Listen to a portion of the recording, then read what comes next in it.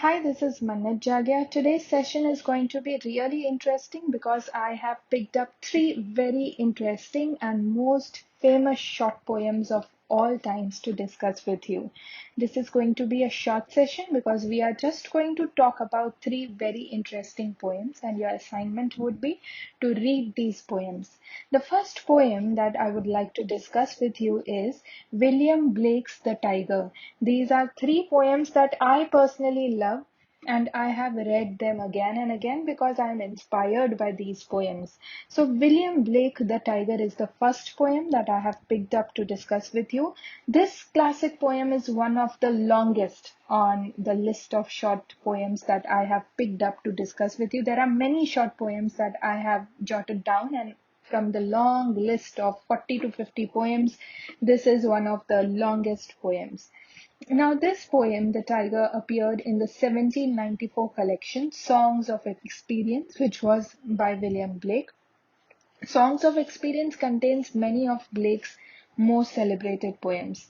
Blake's speaker in the poem wonders about the creator responsible for such a fearsome creature like the tiger. He wonders how beautifully the Creator has made this fearsome creature as the tiger. He marvels at the creation of the tiger. The fiery imagery that William Blake has used attracts me a lot.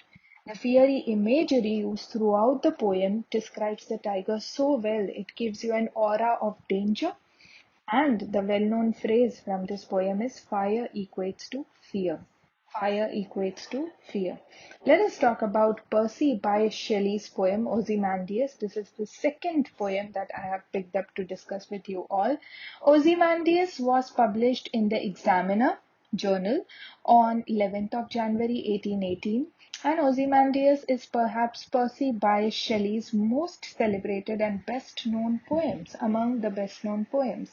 It is a sonnet about the remnants of a statue standing alone in a desert. There is a statue that stands alone in a desert which was once the vast civilization of the king of kings, Ozymandias. And now this statue stands alone in this desert, and there are just remnants of this great statue of the great king of kings, Ozymandias. The poem is a haunting meditation on the fall of civilizations, how civilizations grow, they populate the earth, and then finally one day civilizations fall. The poem talks so beautifully about the futility of all human beings, about all human endeavor, about all human passions. Everything is going to come to an end one day. If a great king, if the king of kings, Ozymandias, and his civilization and the desert can be now left alone, and if the great statues, only remnants are left, then what about us mortal human beings, and what about our little things that we have hoarded? Everything is going to fall apart one day. So Shelley wrote this poem as a part of a competition with his friend Horace Smith. Please remember this. This poem was when Shelley had participated in a competition with his friend Horace Smith. The third poem that I would like to discuss with you, the third and the last poem, the last most interesting poem of today, is Lewiscarroll's Jabberwocky. Lewiscarroll's poem Jabberwocky. It is one of the most popular children's poems written in English, very dear to my heart, and this is perhaps the most famous piece of nonsense poetry in all of English literature. Jabberwocky is about a fictional monster, the Jabberwock. Not the Jabberwocky, but the Jabberwock. And there is this hero who is on a quest to vanquish this monster, Jabberwock. So in this poem, you see a battle between good and evil.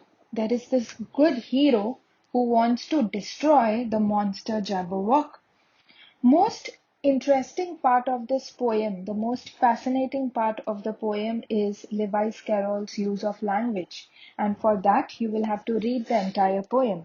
So your today's job is to read these three beautiful poems: William Blake's The Tyger, Percy Bysshe Shelley's Ozymandias, and Lewiscarroll's Jabberwocky. If you read the poem Tyger, you will marvel at the creation of the creator and you will really be touched how beautifully the tiger or any other animals in nature have been made. When you read Ozymandias, you will learn about how futile is our lives and how everything is going to be destroyed one day, like the great king of kings Ozymandias. And when you read Lewiscarroll's Jabberwocky, you will definitely be attracted to the kind of words Lewiscarroll is using, and upon that there is this beautiful battle between good and evil that is portrayed in the poem. So that's all about today's session. I will come again with some more interesting poems in literature. Thank you.